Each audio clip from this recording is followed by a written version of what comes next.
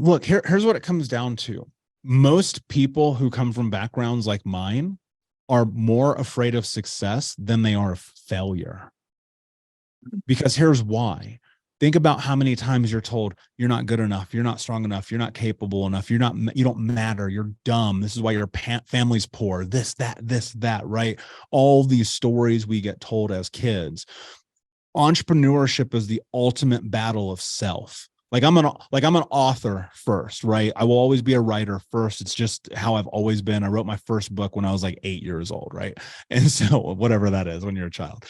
And here's the truth about it. When you're willing to look at who you are and understand that your past is playing a role in what you are doing today, that is keeping you from, dude, it's keeping you from making the post, from getting on the video, from speaking on the stage, from offering the product at the price that is correct. Man, I was at an event recently and I bumped into this woman who had a beautiful, amazing product, and she had it commodity priced with luxury packaging. And I was like, are you high right now? What are you doing?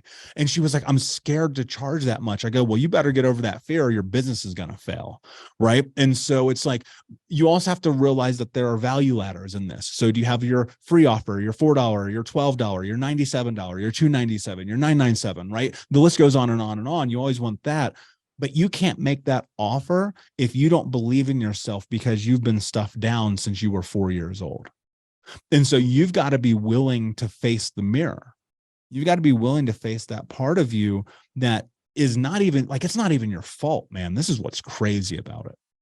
Like, it's not your fault that you don't know how to stand up for yourself. It's not your fault that you don't know how to ask for what you want.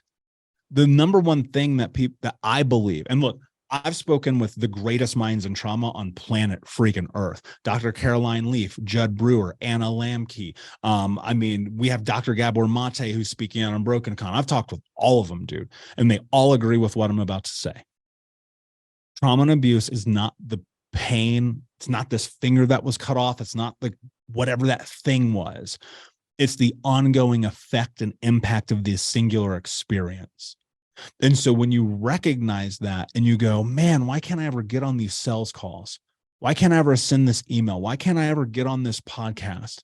Well, it's because you're terrified, because those experiences of the past are the theft of your identity. It literally strips who you are, and you become who you need to be for survival. And so if you've only ever needed to be a quiet, downtrodden, hidden, back of the classroom kid so that you're safe, man, how are you going to put yourself on social media and talk about the offer that can change somebody's life? You're not. And so that's the impact that trauma has on entrepreneurship. Like, I mean, I can go massively deeper into it, but from high level, and the framework of it is people who want to be successful have to be willing to face their past. Because it's nothing about my career changed until I was on stages, until I was on massive podcasts, until I was putting ads out with my face all over them all the time, right? Because before it's crazy, almost 7 years ago, I was blogging anonymously. That's it. Cannot make money anonymously, dude. We live in a very different world, right? And so ultimately what it comes down to is you have to educate yourself. You have to understand what I call the framework of healing, which is causation and correlation. Can you look, life is linear. Your start date, your end date, it's on a path, right? Everything else in there is chaos. I don't even know what's happening, right? But you can trace back and you can map this and you go, oh, when I was in third grade, that thing happened that made me shut down, that then became a survival mechanism that my body and my mind adapted to so that I could make it to the point I could be out on my own. And that served me for a period of time. But now that experience and that mechanism no longer serve me. So I have to reframe the understanding and beliefs that I have about who I'm capable of being. But here's the crazy ass part about this stuff. The only way you can become you is by becoming you. Okay. Can you kind of explain that a little bit more? Every single moment of every single day, you have decisions to make about who you are. your truth, about how you want to show up in the world.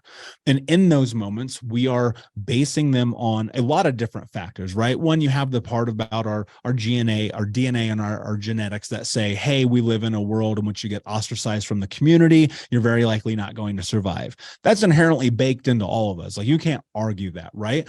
But we don't live in that world or that society anymore. So being ostracized probably isn't going to kill you. So why are you doing things for other people so that they like you, instead of living into who you truly are? And in that, in the day-to-day moments, but also in the long-term visions and goals, like, are you showing up and living life as the person that you choose to be? And the only way that you can be the person that you want to be is by actually being the person that you want to be. And so if you're always only doing what everyone else wants of you, then you're never living into who you truly are. And most people are doing things or not doing things to satiate the needs of people in their life, their family, their mother, their coworkers, their partner. They're like, oh, I'm going to make myself small. I remember one time I was dating this girl and she's like, you cuss too much. You shouldn't cuss. And I was like, that's who I am. I'm not going to not be me so that you feel better about who I am. And that's what most people do. They pretend to be somebody else for them. And when you turn that off and you recognize that operating in a space, and it's not about being crass or being an asshole. It's not about trying to put people down or be better than them. It's about being exactly who you choose to be. And you can only do that by showing up as who that person is every single day. Because the more you pretend to be somebody else, the harder this journey is going to be for you. And people, and the fear is, well, people aren't going to like me. So what does that have to do with anything? People are going to think bad things about me. Dude, nobody's thinking about you anyway. Like, you know what I mean? Yeah. And it's like, can you just show up? Can you be willing to face the fear that you have within you about who you are, in spite or even despite of what other people think about you? That's the game. Yeah.